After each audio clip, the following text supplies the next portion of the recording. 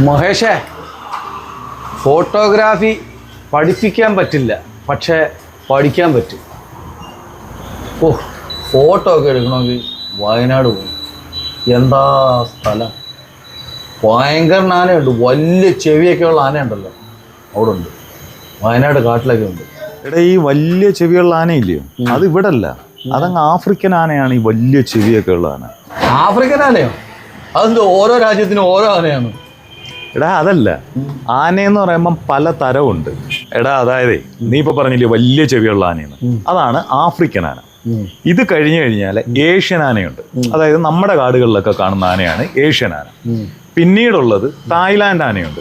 അതെന്ന് വെച്ചാൽ ഒരുമാതിരി ഉരുണ്ട രൂപമാണ്, അതാണ് തായ്ലാന്റ് ആന.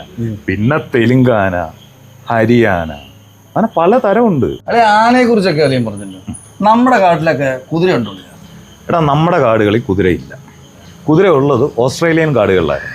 അവിടുന്ന് ബ്രിട്ടീഷുകാരാണ് നമ്മുടെ നാട്ടിലോട്ട് കുതിരയെ കപ്പൽ മാർഗം അവരുടെ സഞ്ചാര ആവശ്യത്തിന് വേണ്ടി കൊണ്ടുവന്നത്. ബ്രിട്ടീഷുകാരാ കുതിരയെ കൊണ്ടുവന്നെങ്കിൽ ഈ ടിപ്പുവിന്റെ പടയോട്ട കാലത്ത് ടിപ്പു പിന്നെ എങ്ങനെയാ വന്നേ? ടിപ്പു വന്നത് മെട്രോയിൽ. ക്വസ്റ്റ്യൻ പേപ്പർ ചോർന്നോ പിള്ളേർക്ക് പരീക്ഷ എഴുതാൻ